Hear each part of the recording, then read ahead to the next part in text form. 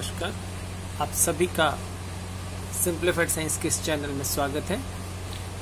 आज की वीडियो में हम करेंगे 9th क्लास के 4th चैप्टर का second part, Thomson's model and its failure.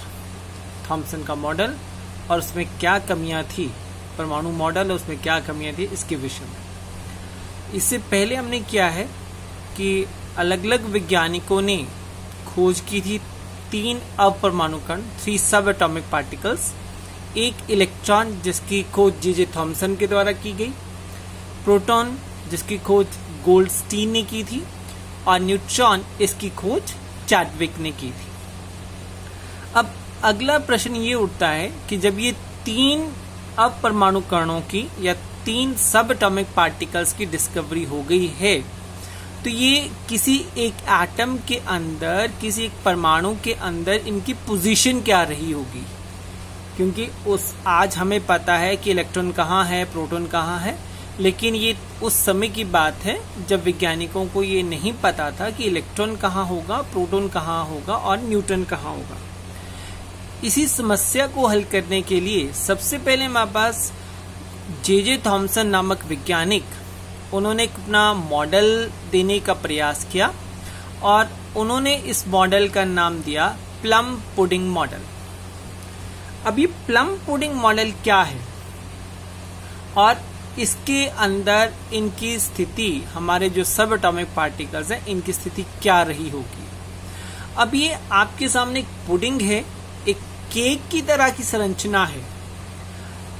अब इस केक में बाहर आपके पास एक केक का मटेरियल और बीच में अगर आप इसको ध्यान से देखें तो शायद कहीं ना कहीं आपको ये चॉकलेट के पीसेस या कुछ और भी जो मटेरियल, जो ड्राई फ्रूट्स या कुछ डाला है वो इसके अंदर डाला हुआ है। तो इसको नाम दिया, ये है एक हमारा पुडिंग। तो इसका मतलब अगर हम थॉमसन के मॉडल की बात करें, वो मॉडल जब उसका नाम पुडिंग मॉडल है तो कहीं ना कहीं वो इससे मेल खाता होगा। और उसके मॉडल की तुलना हम वाटरमेलन के साथ भी कर सकते हैं, जो जे थॉमसन ने दिया था। कि अगर हम इस वाटरमेलन की बात करें, ये पूरे का पूरा वाटरमेलन है, हमने बीच से ही कटा हुआ है, तो इसके बाहर वाला पार्ट, अगर हम इसके पूरे की बात करें, जो आपको रेडिश वाला पार्ट नजर आ रहा है, तो जे थॉमसन ने इसको कंसिडर किया कि it is just like as a sphere of positive charge. तो ये हमारे पास पॉजिटिव चार्ज का पूरा गोला है। और अब आप इसमें यहां से ध्यान से देखिए, हमारे पास जो पॉजिटिव चार्ज का गोला, मान लीजिए पॉजिटिव चार्ज है, तो और ये जो ब्लैक कलर के नेगेटिव चार्ज के पार्टिकल्स हैं, इनके बीच कोई बाउंड्री नहीं है, कोई अलग अलग नहीं है। तो इस ढंग से अब ये नेगेटिव, इसको हमने क्या कंसिडर कर दिया, नेगेटिव पार्टिकल्स। तो हमने जो पीछे पुडिंग देखा वो भी इसी तरह से था कि उस पुडिंग के अंदर जो हमारे चॉकलेट्स थे या ड्राई फ्रूट्स थे, उसके अंदर कहीं बाउंड्री नहीं है, तो सारा एक दूसरे के साथ मिक्स है। तो इसके आधार पे थॉमसन का मॉडल क्या था, तो उसने पहला पॉइंट दिया कि atom consist of positively charge sphere and electrons are embedded in it. कि परमाणु घन आवेशित गोला है जिसके अंदर ऋण आवेशित इलेक्ट्रॉन धसे होते हैं।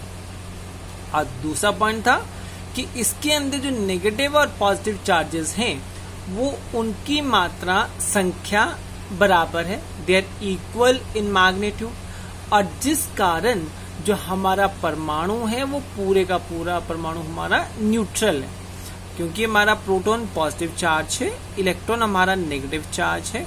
कि अगर हम प्रोटॉन का नंबर 10 होगा और इलेक्ट्रॉन का नंबर भी 10 होगा, जिसके कारण वो दोनों एक दूसरे को कैंसिल कर देंगे। तो ये हमारे पास दिया था जे थॉमसन ने मॉडल की। पहला पॉइंट था atom consist of positively charge sphere and electrons are embedded in it.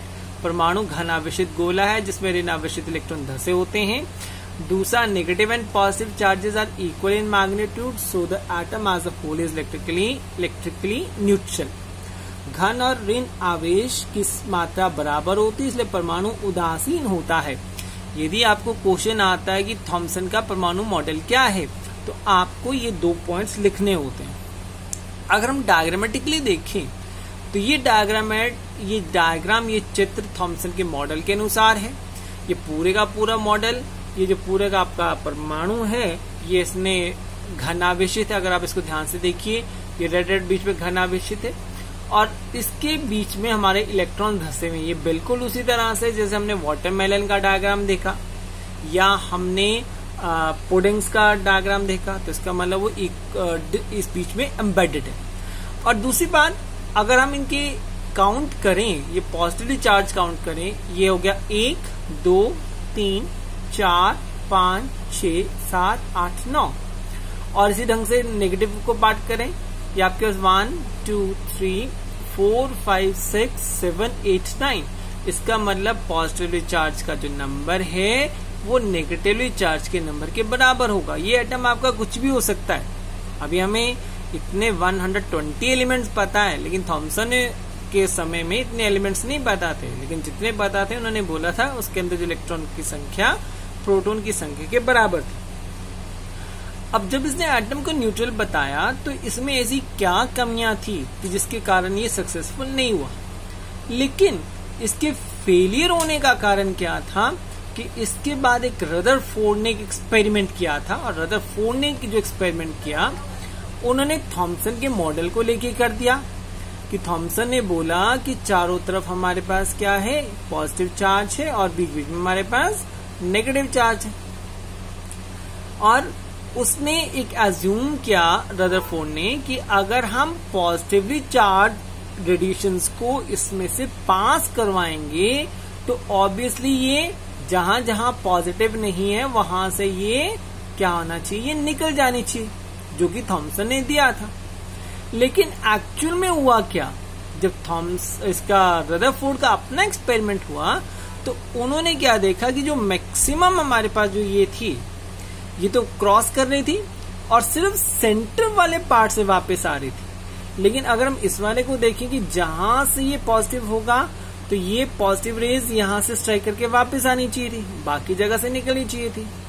लेकिन रदरफोर्ड का जो प्रयोग था, उसने जो ऑब्जर्वेशन की वो टोटली अलग थी कि मैक्सिमम हमारी जो अल्फा किरणें थी वो सीधी क्रॉस कर रही थी, सिर्फ बीच में वाला पार्ट ऐसा था, बीच की ऐसी जगह थी जहां से वो अल्फा किरणें टकरा कर वापस आ रही थी।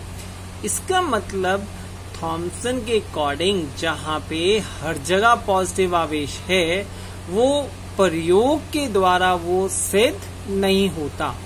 इसका मतलब थॉमसन का मॉडल गलत किस प्रकार से हुआ कि पूरे के पूरे परमाणु के अंदर घन आवेश नहीं है।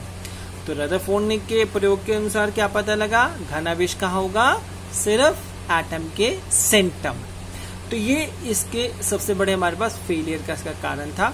तो अगर इसके बारे में रीजन आ जाए कि क्या था, तो ये इसका फेलियर लिखना है कि Thomson model was not according to the results obtained by the Rutherford experiment, according to which the mass of an atom is concentrated in the center of an atom and the maximum area around it is empty.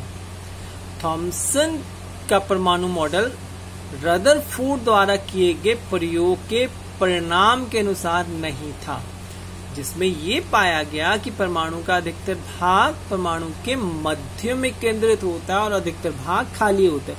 अब यहाँ पर एक point दिया गया है, परमाणु का अधिकतर भार हमें पता है, हमने पिछले इसमें किया था कि जो हमारे पास प्रोटॉन्स का मास होता है और इलेक्ट्रॉन्स का मास तो बहुत नेग्लिजिबल है। तो हम ये कंसिडर करके चलते हैं कि जो एटम का जो मास है, एटम का जो द्रव्यमान है, वो प्रोटॉन्स और न्यूट्रॉन्स के कारण है। अभी तक थॉमसन के समय में न्यूट्रॉन के बारे में नहीं था, तो सिर्फ इसका मतलब जो भी होगा वो सारा का सारा प्रोटॉन का होगा।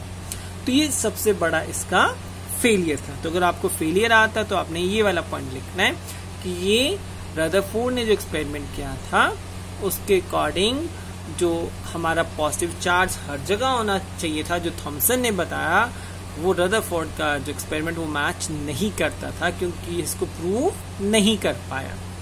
और इसी तरह आज हमने क्या किया, एक थॉमसन का मॉडल क्या है और इसकी कमियां क्या है। और इसी के साथ धन्यवाद।